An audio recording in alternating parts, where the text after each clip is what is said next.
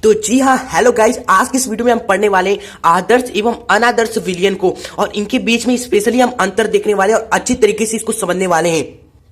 सारे के सारे अंतर को देखेंगे दोस्तों, जितने भी सारे अंतर हैं सभी को हम देखेंगे और आपको बिल्कुल अच्छी तरीके से समझाएंगे। ओके, इस वीडियो में ही सारी चीजें आपको याद हो जाने वाली है, तो आप पेन कॉपी लेकर जरूर बैठिएगा। और आपको पता है इंपॉर्टेंट टॉपिक हो सकता है क्लास 12 की केमिस्ट्री बोर्ड एग्जाम के लिए दोस्तों, क्योंकि इससे क्वेश्चन आपके बोर्ड एग्जाम में डायरेक्ट आ सकता है और स्कूल के प्री बोर्ड या हाफ ईयरली एग्जाम में भी ये दोस्तों पूछा जा सकता है। तो इसको जरूर तैयार कर लीजिए और अच्छी तरीके से समझ लीजिए। आइए चलते हैं, बिना टाइम वेस्ट किए हम इस वीडियो को स्टार्ट करते हैं और आदर्श एवं अनादर्श विलयन का कॉन्सेप्ट क्लियर कर लेते हैं।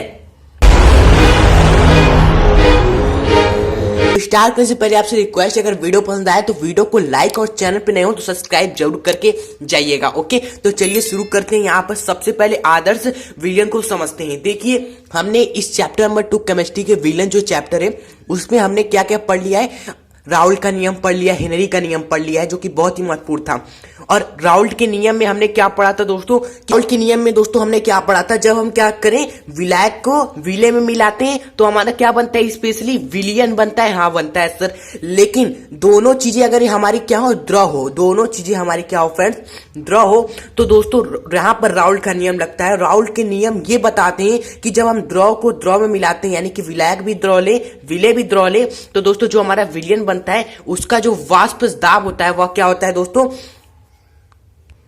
वह इसके बराबर होता है। जो विलयन हमारा बनता है उसके बराबर होता है वाष्प दाब। ओके, तो ये वाष्प दाब क्या है, ये नियम कैसे है, ये तो हमने अच्छी तरीके से समझा है, वो हमने रिवाइज यहाँ पर करा। तो आदर्श विलयन हमारे यही कहता है, वो विलयन हमारा दोस्तों आदर्श विलयन होता है जो क्या करता है, राउल्ट के नियम का हमारा पालन करता है। यानी जैसे राउल्ट भाई साहब ने हमारा कहा था कि जो विलयन हमारा बनता है दो चीजों से मिलकर बनता है और दोनों चीजें द्रव हो, तो दोस्तों जो विलयन बनेगा उसका जो कुल वाष्प दाब होगा वह हमारे इसके बराबर होता है। और वही चीज हमारा लिखा हुआ है, यानी कि आदर्श विलयन हमारा वो होगा जो राउल्ट का नियम हमारा चुपचाप पालन करेगा, कोई भी आवाज नहीं उठाएगा इसके खिलाफ। ओके, और इसकी जस्ट विपरीत हमारा अनादर्श विलयन वो विलयन हो जाएगा जो राउल्ट के नियम का पालन हमारा नहीं करेगा। यानी कि इसमें जो हमारा विलयन बनेगा दोस्तों उसका जो वाष्प दाब होगा कुल, वह क्या होगा, बराबर नहीं होगा जो राउल्ट भाई साहब ने कहा था उसके। ये आवाज उठाएंगे, गलत सिद्ध कर देंगे राउल्ट के नियम को। ओके, आदर्श अनादर्श विलयन। ओके, अब बात करते हैं आदर्श विलयन में, आगे बढ़ते हैं। तो आदर्श विलयन में तो हमने देख लिया राउल्ट का नियम का पालन नहीं करते। और दूसरी की चीज यहाँ पर आदर्श विलयन में क्या होती है कि आदर्श विलयन के लिए जो एंथैल्पी परिवर्तन होता है वह बिल्कुल शून्य होता है। अब देखिए, एंथैल्पी परिवर्तन कई बच्चों को नहीं पता है, तो आप जरूर यहाँ पर आए तो सीख कर जाइए एंथैल्पी परिवर्तन क्या होता है, जिससे अगर कोई पूछ दे तो आप बता सके। देखिए, एंथैल्पी हमारा क्या होता है, ऊर्जा होती है। क्या होती है, ऊर्जा होती है जो कि हम यूज करते हैं किसी चीज को तोड़ने में, किसी चीज को बनने में। जब हम किसी चीज को तोड़ते हैं दोस्तों तो हमें ऊर्जा देनी होती है। तो हमारा जो एंथैल्पी होता है दोस्तों, जिसको एच से दिखाते हैं, वो पॉजिटिव होता है। जब हम क्या होता है, कोई चीज बनता है हमारा, तो हमारा जो एच होता है, एंथैल्पी होता है, वह क्या होता है दोस्तों, जब कोई चीज बनता है तो हमें ऊर्जा क्या होती है, मिलती है। तो इसको हम क्या दिखाते हैं, नेगेटिव दिखाते हैं कि ऊर्जा निकल गई। और जब हम ऊर्जा देते हैं तो ऊर्जा हमने दी, तो पॉजिटिव से एंथैल्पी को दिखाते हैं। लेकिन दोस्तों यहां पर अगर हम बात करें राउल्ट के नियम में आदर्श विलयन हमारा क्या होता है, एक आदर्श, अगर हम यहां पर देखें तो यहां पर एक हमारा क्या है, विलायक है, जिसमें हमारे क्या है, विलायक को हम ए से नोट करते हैं। यहां पर कोई हमारा विलायक है जिसमें हमारे ए नाम देते हैं और एक हमारा विलय है जिसको बी नाम देते हैं। ओके, तो इन दोनों से जो विलयन हमारा बनेगा दोस्तों, जो बनेगा वो हमारा क्या होगा दोस्तों, ए बी कहलाएगा, जिसमें हमारे ए के भी कण होंगे दोस्तों, यहाँ पर जो मॉलिक्यूल है छोटे छोटे वो भी होंगे, एवं बी के भी दोस्तों मॉलिक्यूल होंगे यहाँ पर। ओके, तो विलयन बनने में आप एक चीज देख रहे हो, यहाँ पर ए के मॉलिक्यूल एक साथ थे, यहाँ पर बी के मॉलिक्यूल एक साथ थे, लेकिन यहाँ पर जब विलयन बना तो उसमें ए एवं बी के मॉलिक्यूल अब है, यहाँ पर बी के दोस्तों अणु है ए बी के। तो यहाँ पर हुआ क्या कि जब हमने, तो जब इसका निर्माण में होता क्या है, यहाँ पर पहले क्या होता है, विलायक जो हमारा ए है उसके हम क्या करते हैं दोस्तों, उनके बीच को हम क्या करते हैं, ए जो इन दोनों के बीच के मॉलिक्यूल के बीच जो बल है दोस्तों उसको हम तोड़ते हैं। यहाँ पर बी के बीच के जो दोस्तों बल है उसको हम तोड़ते हैं। और ये सभी को तोड़ने के बाद दोस्तों जो हमारा विलयन बनता है तो उसमें हमारा क्या होता है दोस्तों, ए बी के मॉलिक्यूल को जब हम, जहां पर जब ए एवं बी के मॉलिक्यूल के बीच के बल को हमने तोड़ा दोस्तों, हमने तब क्या किया दोस्तों, यहाँ पर ऊर्जा क्या दी, H जिसको हम ऊर्जा दिखाते हैं वो हमने दी यानी कि पॉजिटिव, यहाँ पर भी हमने ऊर्जा दी यानी कि पॉजिटिव।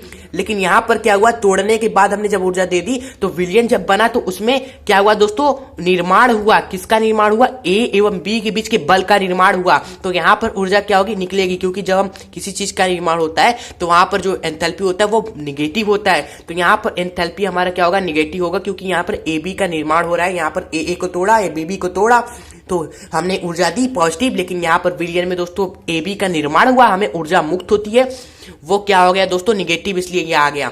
तो ओवरऑल दोस्तों जब हमारा आदर्श विलयन होता है, आदर्श विलयन के लिए हम बात करें तो जितना ऊर्जा दोस्तों हमने लगा दिया ए एवं बी के बीच के बल को तोड़ने में, वही ऊर्जा दोस्तों हमें आखिरी में जब विलयन हमारा बनता है, ए बी के बीच का निर्माण होता है, वही ऊर्जा हमें दोबारा मिल जाती है। यानी कि जितना ऊर्जा यहाँ पर हमने दिया दोस्तों और जितना ऊर्जा हमारी निकली वह सभी बराबर होती है। इसलिए ओवरऑल दोस्तों ओवरऑल दोस्तों हमारा दोस्तों डेल्टा एच 0 हो जाता है। नेट अगर बात करें जो हमने दिया वही हमें मिल गया, यानी कि डेल्टा एच दोस्तों आदर्श विलयन के लिए 0 हो जाता है।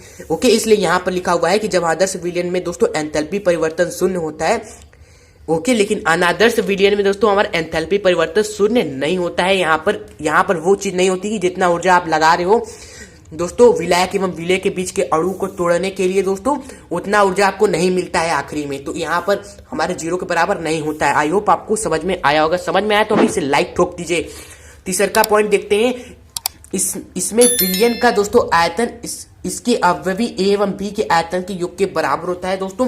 जब हम ए एवं बी का जो आयतन है दोस्तों, इसका ए वीएम मान लेते हैं, यहाँ पर वी भी इसका आयतन मान लेते हैं, लेकिन जो हमारा विलयन बना दोस्तों उसका जो आयतन होगा वह हमारा क्या होगा, इन दोनों के योग के बराबर होगा फ्रेंड्स। यहाँ पर जब आदर्श विलयन की बात करेंगे, लेकिन जब अनादर्श विलयन की बात करेंगे तो इनमें दोस्तों इनके अवयव के आयतन के योग के बराबर नहीं होता है। ओके, या सिंपल भाषा में कह सकते हो जो डेल्टा वी होता है विलयन का वह 0 होता है, यानी कि विलयन के आयतन में परिवर्तन ही नहीं होता है, 0 होता है। जो यहाँ पर आयतन था दोस्तों टोटल वीए प्लस वीबी, ओके, फिर फाइनल में भी जो आयतन है वो भी क्या है, वीए प्लस वीबी, तो इनके बीच में परिवर्तन क्या है, 0 है, वो हमने लिख दिया। इसमें 0 नहीं होता है क्योंकि इसमें बराबर ही नहीं होती, पहली बात।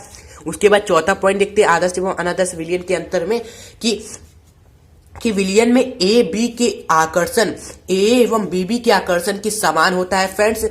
इसमें हमारा विलयन बनना है, उसमें एक हमारा क्या है, एक ए है जिसको हम क्या बोल रहे हैं दोस्तों, विलायक बोल रहे हैं, एक हमारा बी है जिसको हम क्या बोल रहे हैं दोस्तों, विलय बोल रहे हैं, और इससे मिलके हमारा क्या बना है, एक विलयन बनना है दोस्तों जिसमें ए बी दोनों हमारे मौजूद है। तो यहाँ पर इस वाले विलायक है जो हमारा, इसमें जो हमारा दोस्तों क्या है दोस्तों, ए के मॉलिक्यूल है, इसमें क्या है हमारे बीबी के दोस्तों मॉलिक्यूल है, और इसमें क्या है ए बी के मॉलिक्यूल है, जो हमने आपको समझाया था।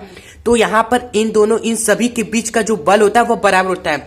जो यहाँ पर ए बी के बीच में बल होगा, आकर्षण बल होगा दोस्तों, इसमें यहाँ पर दोस्तों ए जब है उसमें हमारे दोस्तों आकर्षण के जो यहाँ पर बीबी के मॉलिक्यूल है दोस्तों उनके बीच में आकर्षण के बराबर होता है। लेकिन जब हमारा विलयन बनता है तो उसमें ए बी के बीच में जो आकर्षण होता है वह इनके एवं इनके बीच अणुओं के बीच के आकर्षण के बराबर नहीं होता, समान नहीं होता है। ये है चौथा पॉइंट। ओके, तो ये चारों पॉइंट हमने आपको अच्छे से समझा दिए। इन सभी चारों पॉइंट के नोट आपको पीडीएफ सहित नीचे डिस्क्रिप्शन बॉक्स में लिंक आपको मिल जाएगा, वहां से जाकर आप पहुंच जाएंगे मेरे टेलीग्राम पर, जहां पर आपको और बहुत सारी चीजें पढ़ने को मिलेंगी पीडीएफ के रूप में। तो आप जरूर जाकर टेलीग्राम चैनल पर जाए लिंक से, और वहां पर इसका भी नोट डाउनलोड करें और जो भी आपके लिए इंपॉर्टेंट है उसको डाउनलोड करें।